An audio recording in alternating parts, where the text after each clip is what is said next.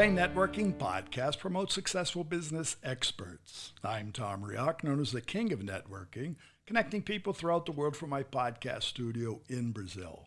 Today we talk with Katherine McCord. She's a speaker and educator, joining us from Port St Lucie in Florida.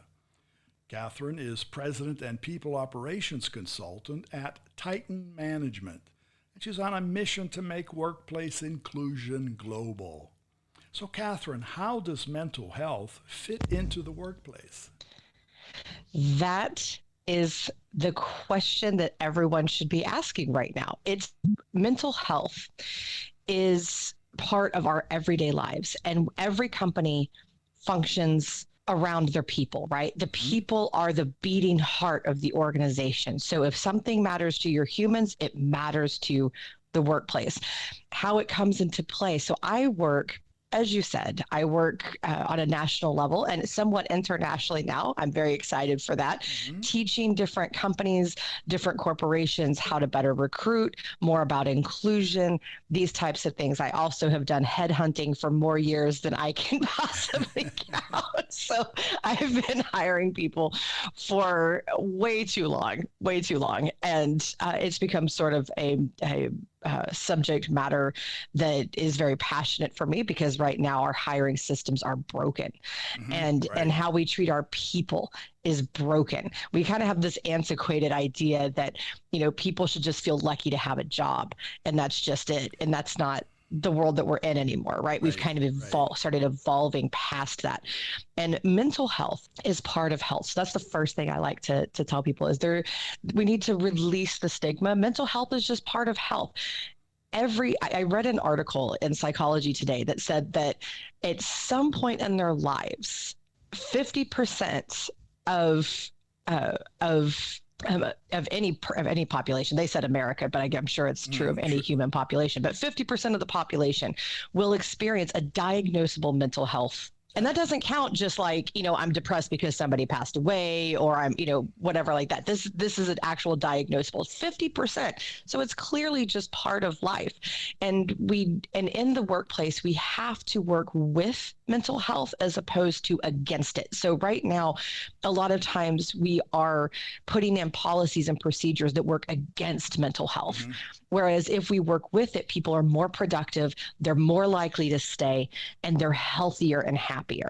And that's what we want for our humans. When we look at just the word of diversity and the inclusion of mental health and inclusion, many times what I see and feel companies, even people, they sort of simplify the word diversity. It may be gender focused, it may be cultural, racially. And they think, if I have somebody within one of those categories, I've done my good deed as a corporation. But I'm done. Poof, that was it. No, but then what I felt, and I see that here in Brazil and everywhere, mental health hasn't been considered as a diversity. No, it's sort of it is not. And they don't. Most companies don't even think that's part. And it is a diversity, right? And it's got many different facets. So every mental health diagnosis is different, and everybody experiences each diagnosis differently. So you can't treat one the same that you would treat another. For instance, one of my diagnoses that I talk about a lot is that I have bipolar, and my bipolar is different from one of my very good friends who has bipolar. We manifest it almost completely differently. There's maybe one similarity between us. So it's very a robust diversity, right? It's very different. It's kind of like multiculturalism. That's another one that people kind of skip over, right? is how different cultures can be. So with mental health and talking about inclusion, it is just part of making accommodations standard. That's something I've been teaching, is make accommodations standard options. Just have things very simple, have mental health breaks, just be fit in there.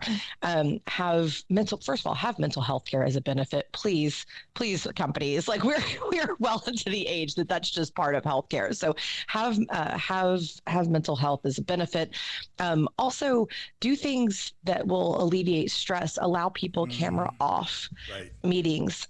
Allow people to have things that at their desk that will make them more comfortable. For instance, people that have, and this is actually a neurodiversity, but it can have mental health repercussions as well. ADHD. Often people do better with fidget spinners. Sometimes they like to sit on chairs that bounce and let them move a little bit more. That actually helps them focus and helps them be more productive. So why wouldn't you? Well, helps them focus in their own way. Yeah, exactly. We think they're not focusing on anything. But they are. But they are.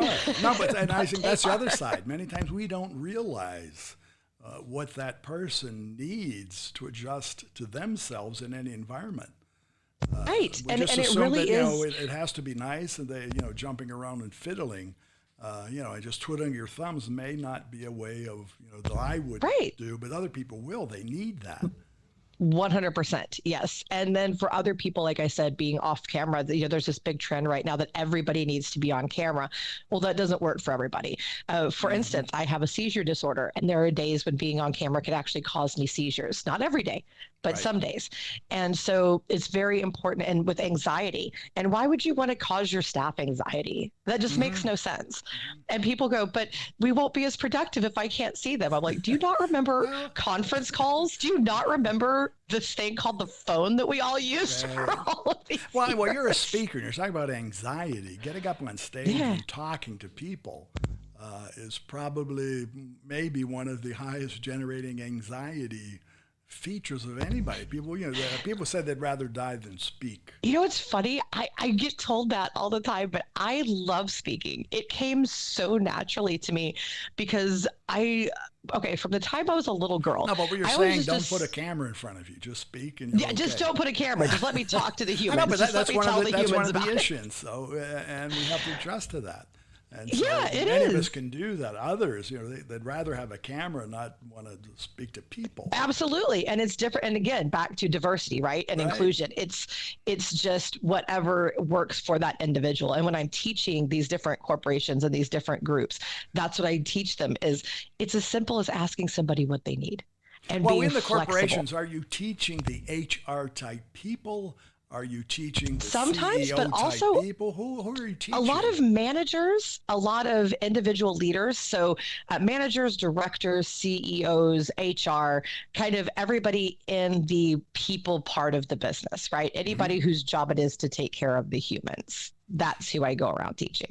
How about the commercial side? Because also I see on your site say true diversity, smart business. So what what a company projects to the marketplace, to eventual clients or prospects, that too is important, isn't it? Yes, employer branding and branding yourself as somebody who is inclusive, because right now it's incredible the number, and the studies vary slightly, but it's always between about 60 and 72 to 73% of the market, based on whichever study you're looking at, that says that they care about inclusion. And that can mean ageism, that can mean sexism, that can mean LGBTQI, multiculturalism, whatever it is. But and maybe all of it. Maybe they care about all of it, but they care. So you need to be active in your employer brand and showcasing that. One of the things that I talk to companies a lot about is the importance of not just making sure that your pictures have diverse humans in them, and not just Black people, folks, everybody. I have a friend who is Black who works in inclusion, who teaches that as well. And she's always saying, don't have the token person. Don't do that. Just have everybody, including people with different physical, abilities, things like that, different ages, genders, all of that. It's not just that. It's what are you supporting? Let your people know any charities that you're affiliated with. Let people know who's being promoted at your job, because it's not, like you said, it's not just the token hire. It's how do you treat those people once they're there? Have your people participate in your employer brand as much as possible. It works. And those it people, really does. As we're saying, those people are clients, they're consumers, they're trendsetters, they're thought leaders. So we can't forget them. And so inclusion is, I see that too. Say inclusion is not exclusive, right? Yeah, inclusion cannot be exclusive. And I think that's the part. Yeah, it is. It's a conflicting idea. Well, but that's it. I think that's part of it. So anytime we think of exclusive, we sort of tend to over glorify the word. And we maybe do. the reverse is that inclusion should be more glorified than exclusion. 100%. And but anyway, it's Catherine, just, I want to thank you for being here. How can our listeners find you? They can find me on LinkedIn. I eat, live, and breathe on LinkedIn. I'm always on there, so they can connect to me there. Also, TitanManagementUSA.com is my website. They can always find me there. And now I also have a speaking website as well. So if you just Google my name, it'll pop up, and you can connect me on my speaking website as well. Very good. Well, thanks again for being part. Thank you. And again, for our listeners, it's Katherine McCord, Katherine, the last name McCord. You find her on LinkedIn and TitanManagementUSA.com. Café Networking is brought to us by Focus MI Market Intelligence, an agricultural market research specialist in Brazil. More information at FOCUSMI.com. Thanks for listening until the next time here at Café and Networking Podcast.